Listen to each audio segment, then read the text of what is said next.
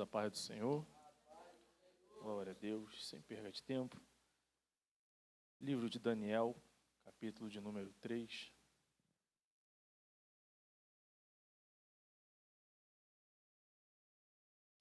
Glória a Deus. Livro de Daniel, capítulo de número 3, versículo de número 6. A maioria achou amém? Glória a Deus, vamos fazer a leitura. Quem não se prostrar e não adorar será, no mesmo instante, repita, no mesmo instante, lançado, só no mesmo instante, o resto a gente continua, lançado na fornalha de fogo ardente. Assim, quando ouvir o som da trombeta, da flauta, da harpa, da cítara, da lira e de todo tipo de música, pessoas de todos os povos, nações e línguas se prostraram e adoraram a imagem que o rei havia levantado. No mesmo instante, alguns homens caldeus se aproximaram e acusaram os judeus. Diga, os judeus. Glória a Deus.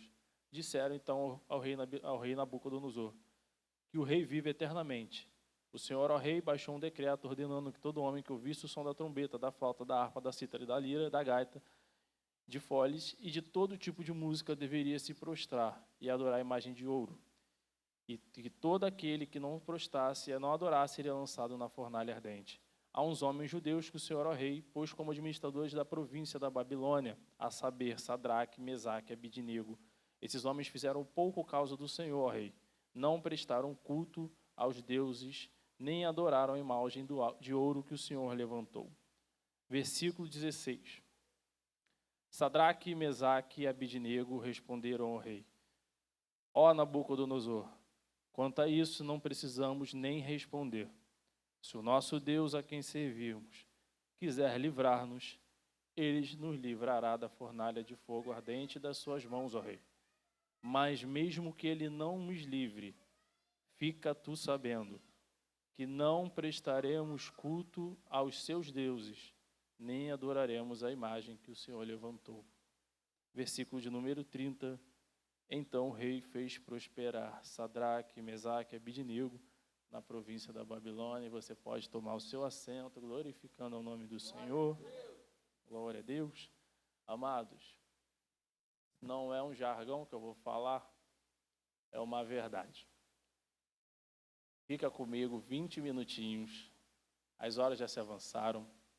Nós temos aqui jovens que já são casados, como eu, que tem filho, já tem a família formada, o Jean, que já está mais velhinho que todos nós aqui. Mas há alguns adolescentes. Hoje, além de termos vindo de um feriado, está muito frio, naturalmente a rua está um pouco mais vazia, então o pregador tem que ter um bom senso, né, de identificar essas coisas. E eu prometo não lhes enfadar, nem ficar muito aqui falando, porque não é no muito falar que nós seremos ouvidos, não é verdade? Se eu não pregasse, você já sairia de posse, de vitória aqui nessa noite. Porque tudo que foi ministrado, tudo que foi falado, inclusive a ministração que o irmão trouxe, todas elas corroboram precisamente com aquilo que Deus colocou no meu coração. Nós lemos um texto, e os irmãos já conhecem a história de Sadraque, Mesaque e Abidnego, que eram jovens que foram levados cativos na Babilônia. Obrigado, amado. E naquele instante, Nabucodonosor resolve levantar uma estátua para que as pessoas adorassem, se prostrassem ante a ela. E desde a escolinha, quando eu era lá da irmã Lídia, eu era pequenininho na igreja, eu lembro que ela colocava a gente para desenhar 4 pessoas dentro da fornalha. E eu desenhava sempre com aqueles tracinhos, né? Então, desde criancinha, a gente vem se acostumando com essa história. Mas ela não é uma história de criança. Ela é uma história séria e que tem tudo para fazer com que a gente aprenda um pouco mais a viver nos dias de hoje, que são tempos difíceis, não é verdade? Então, nesse processo, nesse período, nessa situação a qual nós lemos, existe uma movimentação ali no campo de Dura, na Babilônia, onde o rei Nabucodonosor resolve colocar uma estátua para que todos venham se prostrar. Vocês estão comigo? Digam amém. Eu fiquei me perguntando, gente,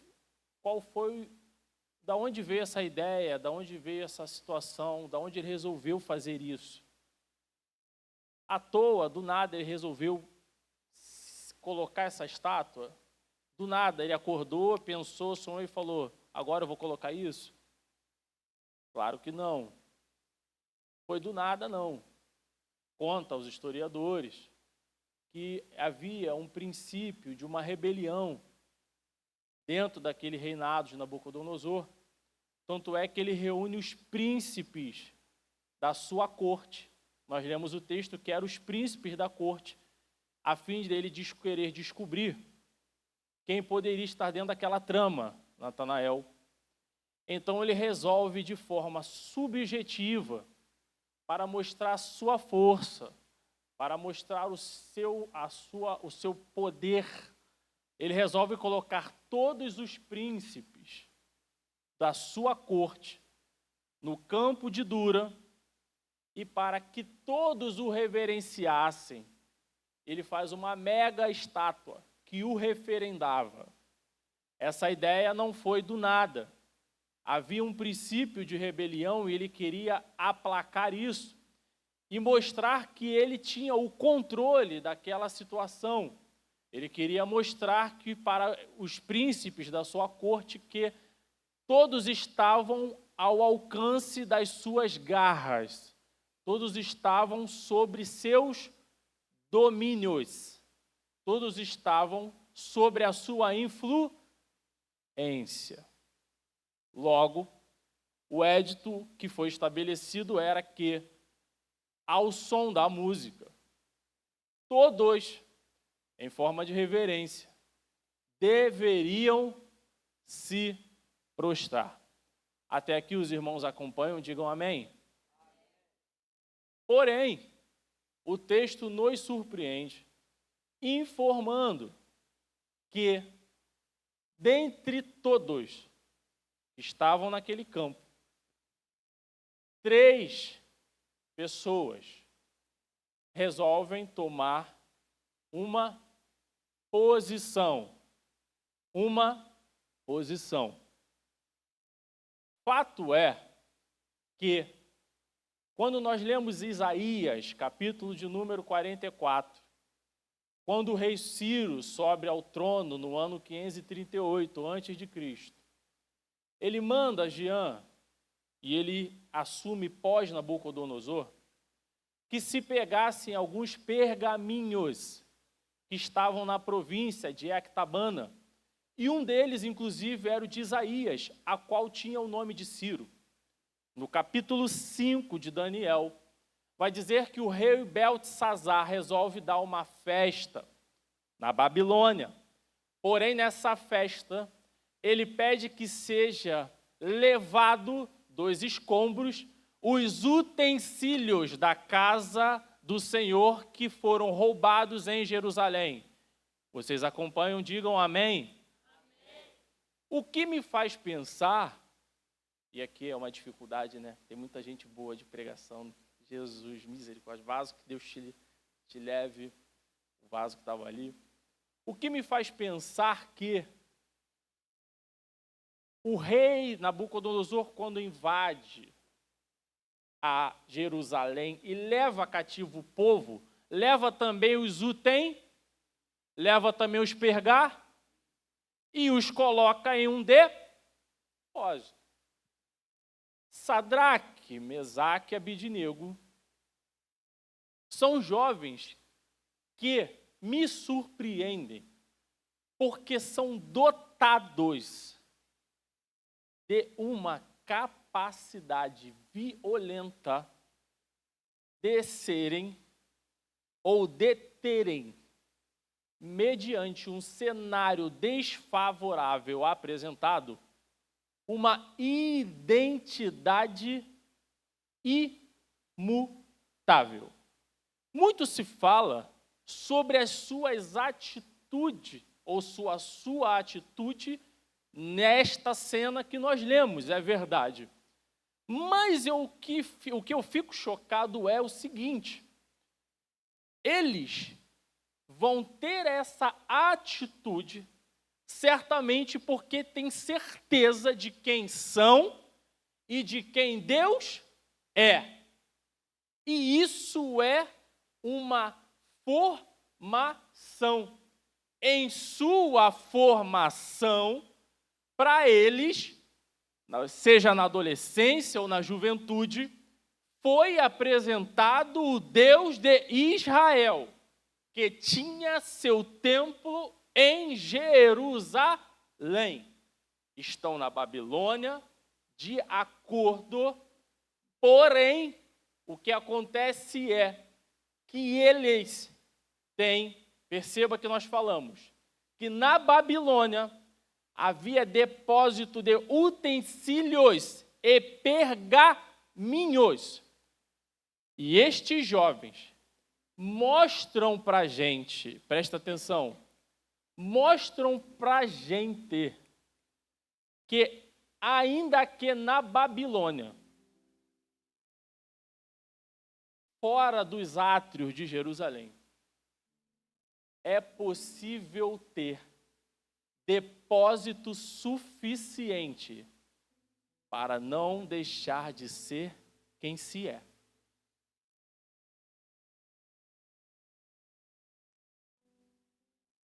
Depósito suficiente para que ainda que na Babilônia não se deixe de ser quem se é. Deus sabe o depósito que existe dentro de cada um dos três jovens, Sadraque, Mesaque e Abidnego. Deus sabe o que vai acontecer se mandarem eles ajoelhar. Não sabe? Aí Deus é lindo. Começa-se uma rebelião e Nabucodonosor agora quer saber quem está por trás dessa rebelião e resolve colocar todos os seus príncipes, eles faziam parte disso, na província de Dura, na frente de todo mundo. E manda um edito. Quem não se prostrar, no mesmo instante, morrerá. Aí eu aprendi, irmãos, com Deus que o seguinte: existe um depósito em cada um de vocês, em cada um de nós. Você sabe por quê? Eles não tomaram aquela atitude pelo momento. Aquilo, irmão, só dá para tomar aquela atitude se você tem uma carga de depósito suficiente aqui dentro. Só sabendo quem se é. Deus sabe que eles sabem quem eles são. Então o que Deus permite? Uma situação acontecer para que o depósito que existe do lado de dentro possa ser exalado para o lado de fora.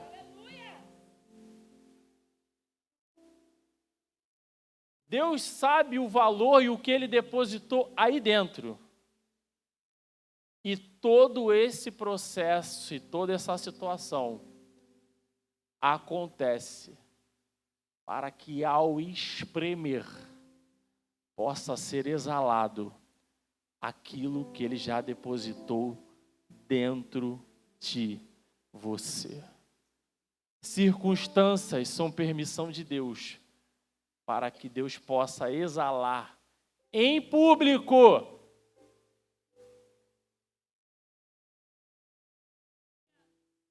o depósito que você adquire no privado.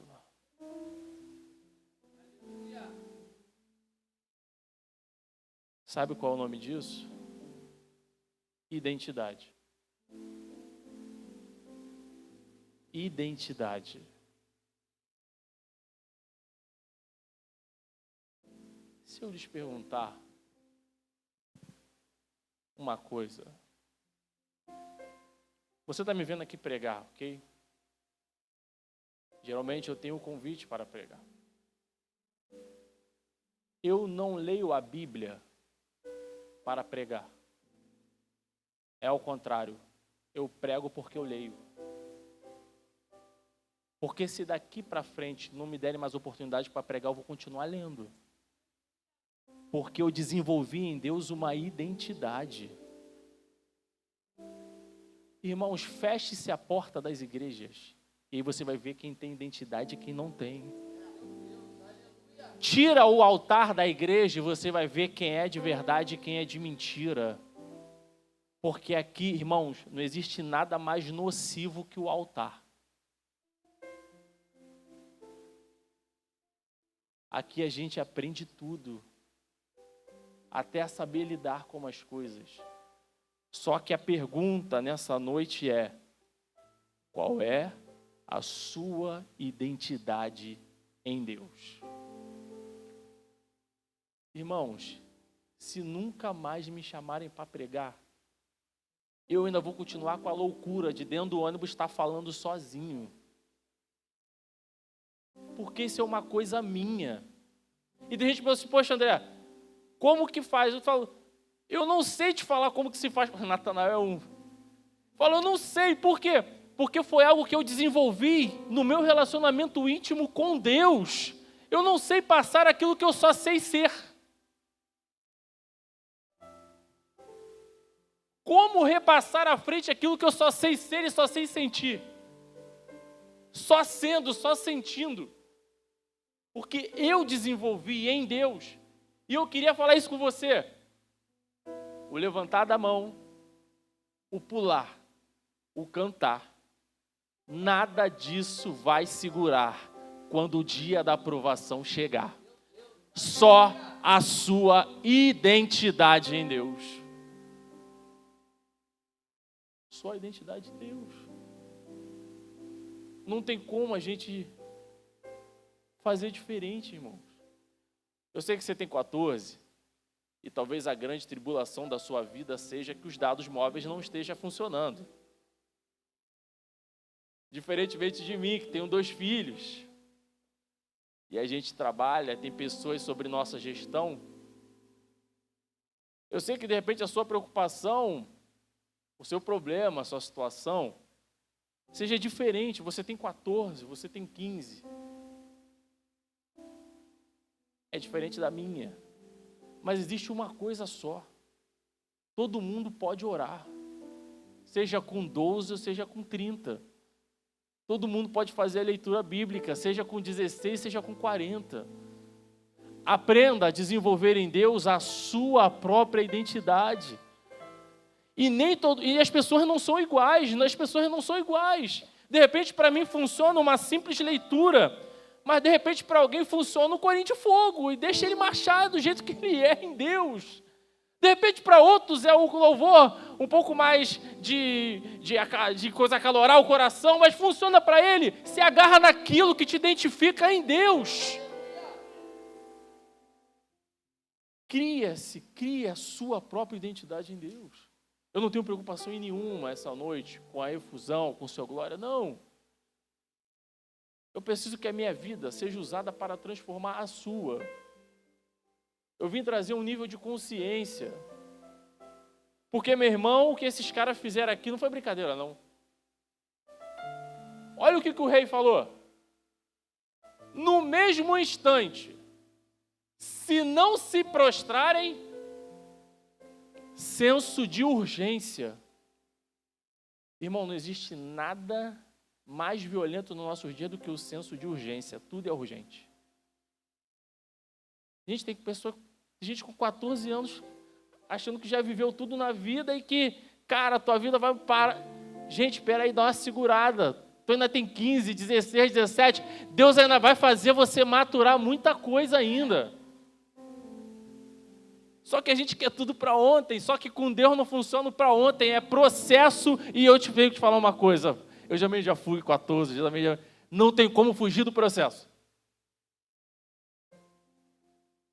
Não tem como fugir do processo. quando ele diz, no mesmo instante ele está criando neles um senso de urgência, para que no senso de urgência eles tremam na base e digam, opa, peraí, é urgente, eu preciso me deslocar. Ei, não deixe o senso, não deixe essa aclamação por urgência. Por quê? Irmãos, ninguém aguenta mais ver vídeo de 1 hora, a gente só quer ver vídeo de 3 segundos. Porque cada vez mais está sendo imputado sobre nós um senso de urgência, que a vida é rápida, é isso. Ei, calmaria no Senhor. Mateus, capítulo de número 5. Calma, segura a onda. Para orar, para meditar. Calma, jovem. André, mas eu tenho que casar, mas eu tenho que ir para a faculdade, mas eu tenho que melhorar minha renda. Ei, calma. Buscai primeiro o quê? O reino dos céus. O que é isso? É para deixar você de fazer tudo, para deixar de fazer as coisas? Não é nada disso que Jesus falou. Ele não mandou você deixar de fazer de faculdade, não mandou você deixar de trabalhar, não mandou nada disso. Ele diz assim, ó, saiba equalizar as prioridades, é uma coisa diferente. É você saber quem você é em Deus. É isso que eu queria trazer nessa noite para a gente, para que a gente se desenvolva a saber quem nós somos em Deus. É senso, é percepção de mundo. Não tem como ser diferente. Se autodescobrir em Deus. Descobrir qual é o seu chamado. E eu posso te dizer uma coisa? Posso te dizer uma coisa? Para onde você for, irmão, se você tem um chamado, pode estar lá no meio do forró, irmãos. Alguma coisa vai acontecer, você vai ficar incomodado. Natanael queria te dizer que era ao contrário. Mas para onde você correr, vaza, o teu chamado vai te encontrar. Os caras estavam na Babilônia, sendo príncipes de Nabucodonosor, cotidiano normal. Deus permite acontecer uma situação para quê? Para que os chamados alcance. Não dá para correr. Quem vos fala é o maior fujão. Acho que eu corri mais que Jonas. Sério, irmão, Jonas perde para mim. Mas para onde eu vou, meu chamado... Irmão, eu rodo daqui, rodo dali, quando eu ver... André está no altar, pregando. Queria que não fosse. É o teu chamado, é o depósito que Deus colocou aí. E Ele vai, um dia, requerer esse depósito. Deus vai querer requerer esse depósito, Calil. Tu sabe. E quando chega o dia que Deus quer requerer o depósito, Ele colocou aí. Ah, esse dia dói.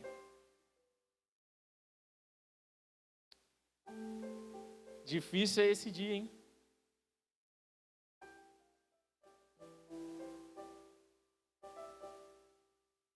De toda a província. Irmãos, só tinha os 3 ali que eram judeus?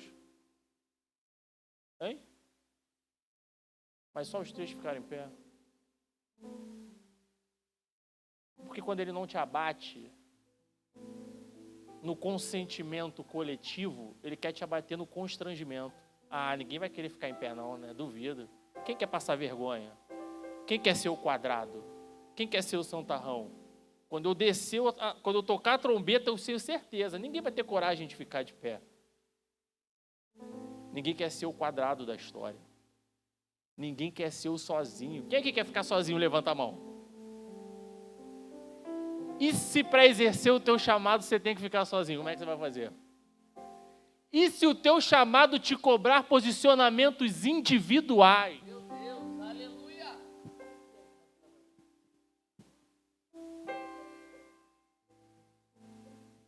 Deus falava no meu coração quando eu vinha para cá, e Ele falou, irmãos, hoje parece que está todo mundo igual, né?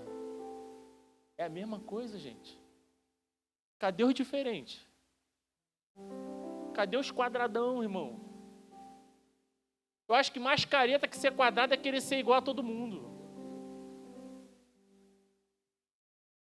Deus te chamou do jeito que você é. Estou te falando, cria você a sua identidade. A minha é a pregação, a sua, qual é? Você vai esquecer do André. O que vai te segurar naquele dia, irmão, vai ser a sua identidade e a certeza que você tem do seu Deus. Toca a trombeta. Convite posto. Reunião feita. Aleluia. É agora o momento de dobrar eles. Édito posto. Trombeta tocada. A multidão arreia. Tem que ter coragem para ficar de pé. É muito mais fácil se dobrar. É muito mais fácil ser igual a todo mundo. É muito mais fácil fazer o que todo mundo está fazendo. Mas é por isso que Deus permitiu essa situação acontecer. Porque Deus sabe que o depósito que tem nos 3 vai dobrar nunca. Foi formado diferente. Foi chamado diferente. É por isso que para onde você vai, o teu chamado vai te acompanhar. Porque o chamado é diferente. É diferente, cara. Não tem como. Esses Deus não aceita, não.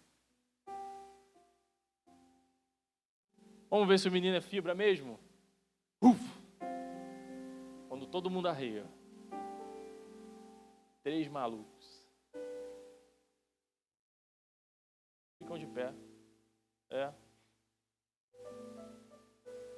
Quem vê, olha assim e fala assim: tá maluco. Vamos falar com o rei. E eles vão até Nabucodonosor para falar que os 3 estão em pé. Quando eles chegam lá, a Bíblia diz que se reuniu o quê? Administradores, príncipes e magistrados. Quando eles chegam para falar com Nabucodonosor, eles falam o quê? Os judeus.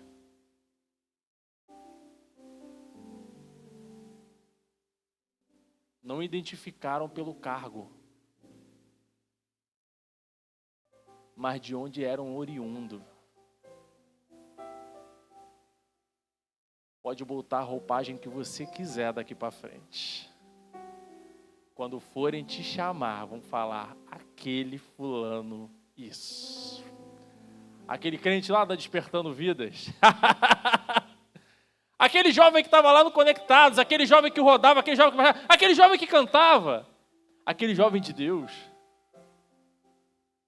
Quando eles vão para Babilônia, o nome deles é trocado.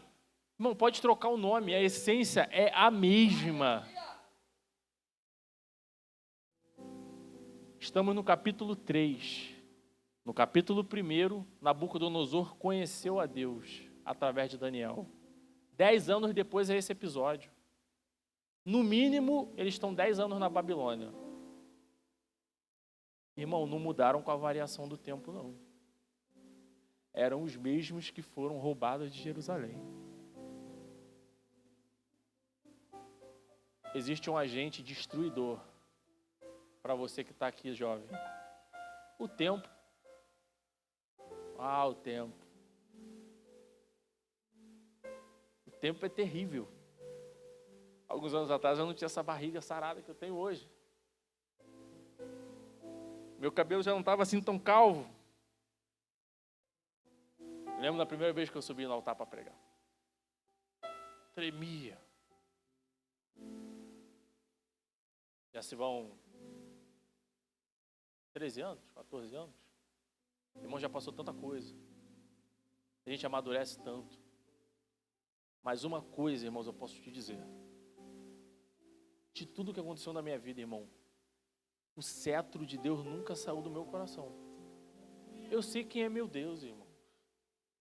Pode estar no meu maior esfriamento espiritual, pode estar, mas eu sei quem é meu Deus. É isso que eu queria que você entendesse. Cara, entenda quem é o seu Deus, entenda quem é você em Deus. Essa é a situação. O tempo vai passar. Chegaram na frente de Nabucodonosor.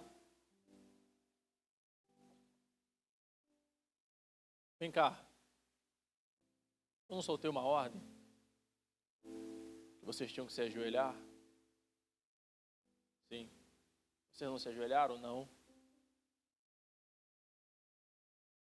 Rei, não te convém falar sobre isso. Mas uma coisa eu te falo. O meu Deus, Ele pode me livrar dessa fornalha. Como Ele pode também não me livrar.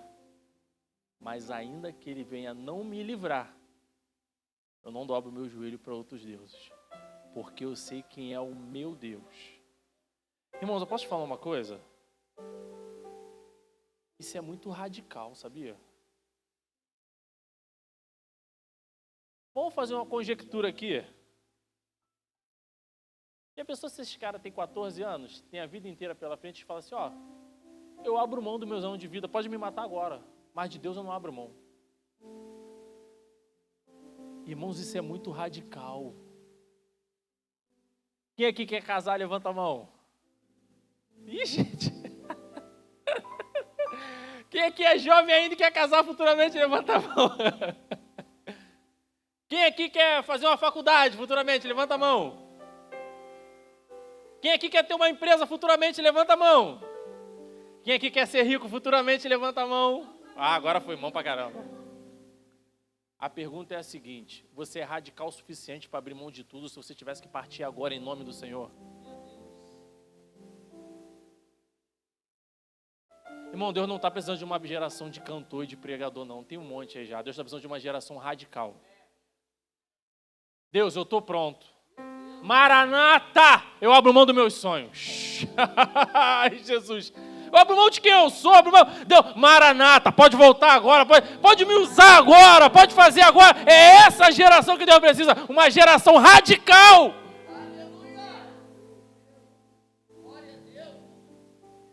Você ser muito radical.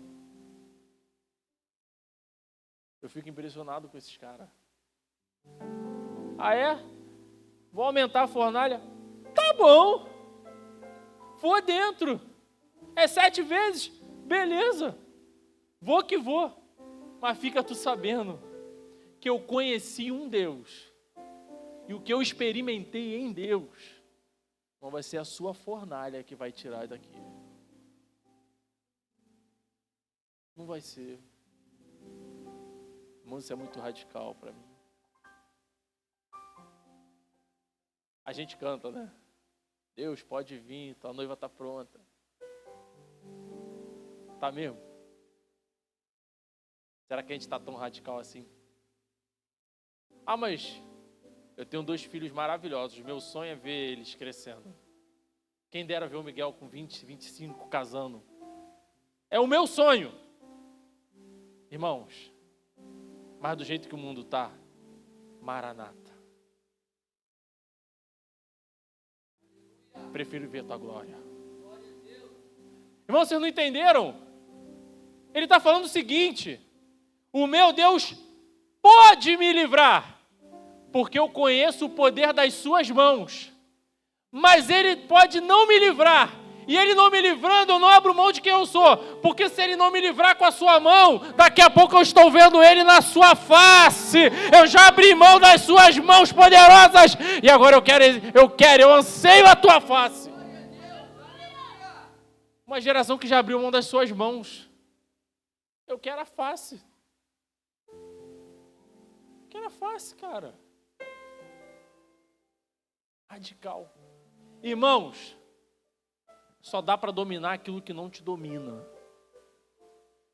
Sabe por que eu tenho certeza que vocês todos que estão aqui essa noite vão ser muito prósperos, vão ser abençoados? Porque Deus os trouxe aqui para serem radicais. Porque à medida que vocês tiverem capacidade de abrir mão de tudo que há aqui na terra, existe a possibilidade de dominar sobre ela.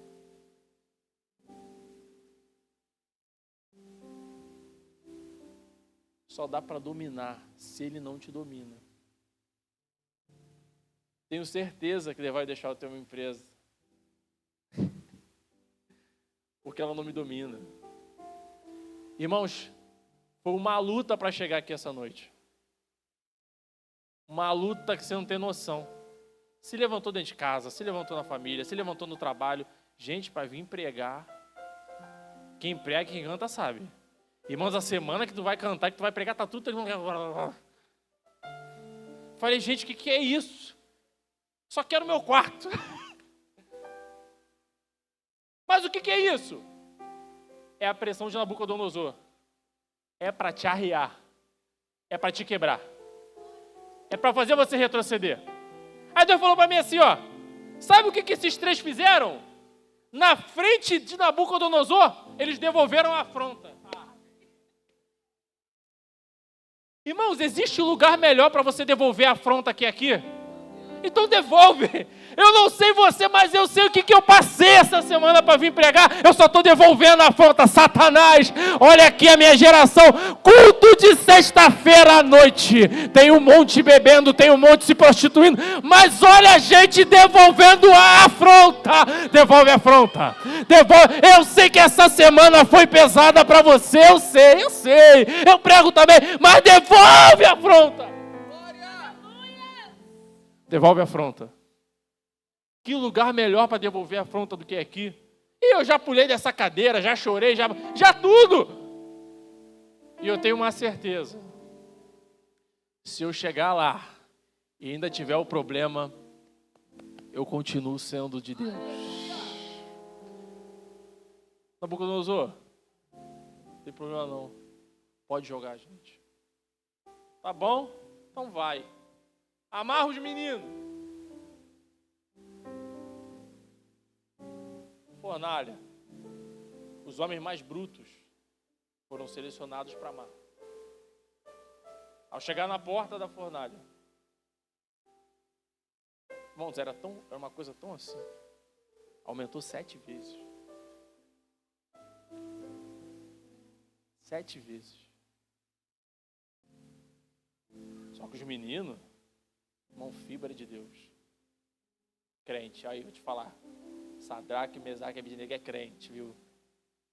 Crente. Crente de monte, sabia? De oração de fogo puro.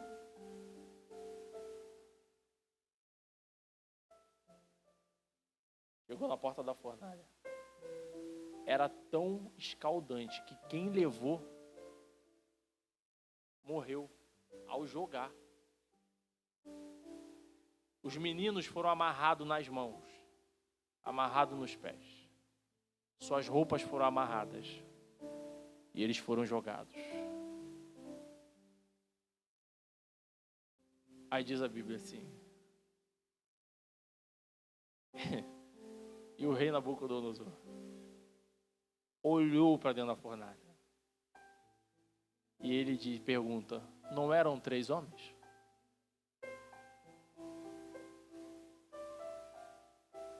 Fico pensando às vezes, fornalha boa essa, hein? Fornalha que desata nó.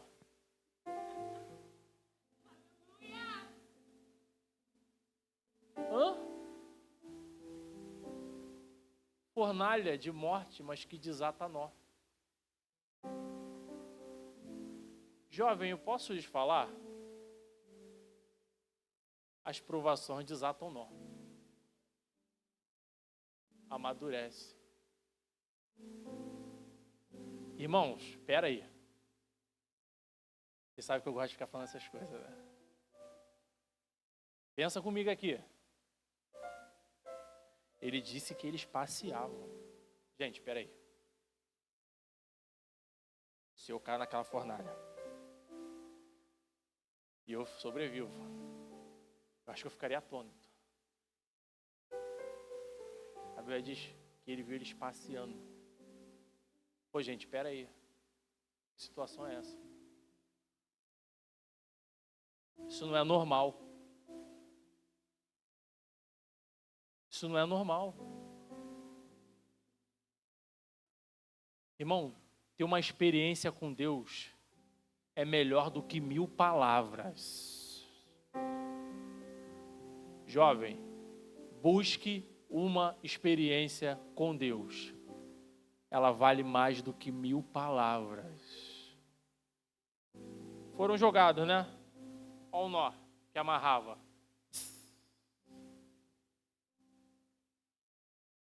É o que o vaso falou. Como se tem um ambiente de mover, mas não se desata nó. Aqui, ó, no poder, ó. Mas tá amarrado.